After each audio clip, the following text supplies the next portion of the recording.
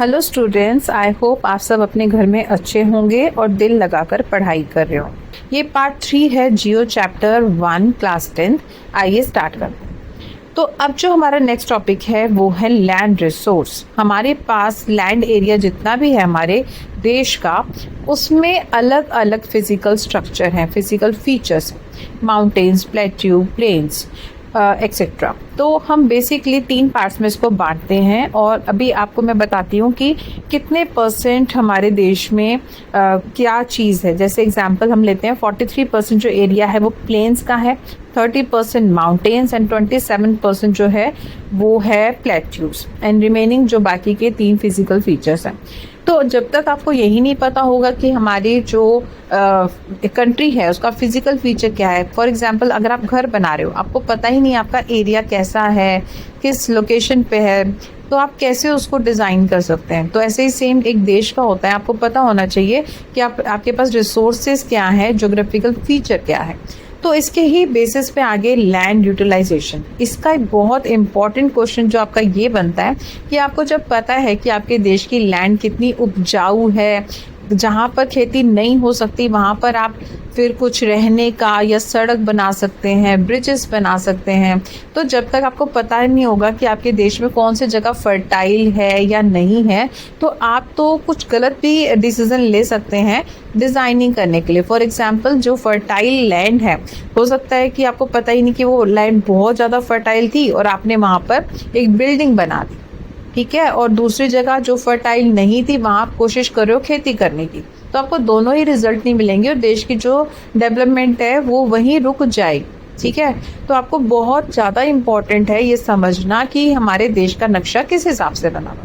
तो उसके बेसिस पे यहाँ पर 5 तरीके से लैंड को डिवाइड किया गया है। फर्स्ट है फॉरेस्ट, देन है land not available for cultivation, ये बैरन या वेस्ट लैंड होती है। थर्ड है अदर अनकल्टिवेटेड लैंड, इसमें आपके पास्चर्स, ग्रेजिंग लैंड जिसमें लोग चारा चराने के लिए ले जाते हैं अपने कैटल्स को।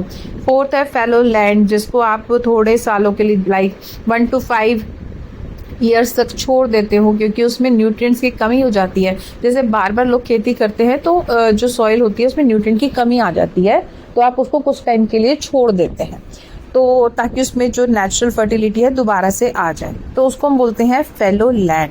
और जो फिफ्थ है वो है नेट सोन एरिया, ये वो वाला एरिया जिसमें आप एक्चुअली खेती करते हो, मतलब फर्टाइल। तो आपको ये इनसे पता चल जाता है कि कौन सी लैंड जो है किस हद तक फर्टाइल है या हम किस में कुछ और बना सकते हैं। तो आपको जो इसमें क्वेश्चन आएगा, या तो वो आपसे पूछेंगे कि कितने परसेंट प्लेट्यू या माउंटेन या वो है, 1 मार्क क्वेश्चन एमसीक्यू में आता है, या फिर आपसे वो बैरन लैंड क्या है या फेलो लैंड क्या है, इसके ऊपर 1 या 2 मार्क्स का क्वेश्चन आता है।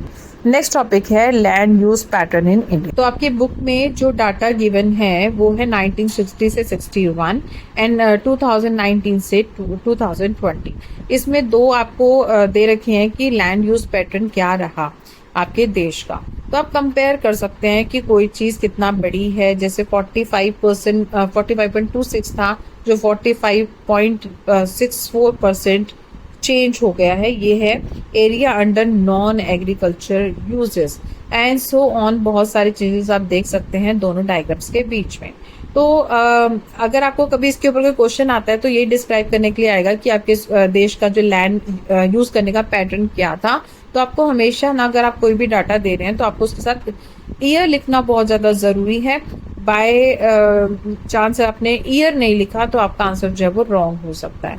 तो इसको आप लर्न कर लेना। हो सकता है किसी और बुक में कोई और डाटा गिवन हो, आप जो भी डाटा लर्न करें उसका ईयर जरूर साथ में रखें। तो अब इसका जो नेक्स्ट टॉपिक है वो बहुत ज़्यादा इंटरेस्टिंग टॉपिक है, land degradation and conservation measures. तो ह्यूमन एक्टिविटीज़ बहुत हद तक एनवायरनमेंट को ख़राब करती है, ये हम सबको पता ही है। हम बचपन से सुनते आ रहे हैं कि पॉल्यूशन फैलाने में ह्यूमंस का बहुत ज़्यादा हाथ है, क्योंकि हम ट्रीज़ काट रहे हैं और एनवायरनमेंट को ख़राब कर रहे हैं, गार्बेज फैलाते जा रहे हैं और भी हज़ारों तरीके से हम एनवायरनमेंट को नुकसान पहुंचाते हैं। एनवायरनमेंट में भी लैंड को बहुत ज़्यादा नुकसान पहुंचाते हैं। पेज नंबर 6 में इसी में एक पैराग्राफ गिवन है, mining sites are abandoned after excavation work in is completed leaving deep scars and traces of overburdening in states like Jharkhand, Chhattisgarh, Madhya Pradesh and Orissa. Deforestation due to mining have caused severe land degradation. In state Gujarat, Rajasthan, Madhya Pradesh and Maharashtra, overgrazing is the main reason for the land degradation. And in the state of Punjab, Haryana, Western Uttar Pradesh, over irrigation is responsible for land degradation due to water logging, leading to increase in salinity and alkalinity in the soil. यहाँ आपको जो 4 example दे रखे हैं, इसमें से बहुत ज़्यादा chance है कि 1 या 2 मार्क्स का क्वेश्चन आपका आएगा ही आएगा. तो आपको बहुत ध्यान से इस क्वेश्चन को करना है. डेफिनेटली मैंने जितने भी ईयर्स देखा है ये क्वेश्चन एक ज़रूर आता है, और ज़्यादातर वो सीधा पूछ ही लेते हैं कि हरियाणा में क्या रीज़न है, या पर्टिकुलर एक स्टेट देके पूछते हैं, या फिर वो पूछ लेते हैं लैंड डिग्रेडेशन के बारे में. अगर आप ये पैराग्राफ लिख देते हैं तो आपके नंबर कहीं भी नहीं कट सकते.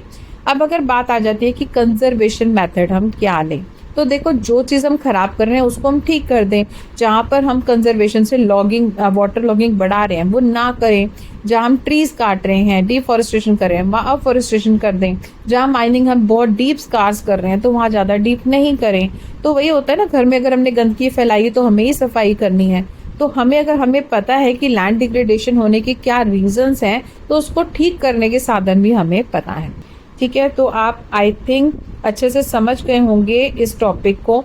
आज हमने कवर किया है जो लैंड यूज पैटर्न है, या फिर इंडिया में क्या पैटर्न है, और land degradation and conservation method. अब जो हमारी नेक्स्ट टॉपिक होने वाला है वो है सॉइल, और उसमें से 3 या 5 नंबर का क्वेश्चन डेफिनेटली आएगा. तो बने रहिए मेरे नेक्स्ट वीडियो में, उसमें मैं एक्सप्लेन करूंगी about soil as a resource. वो टॉपिक इस चैप्टर का सबसे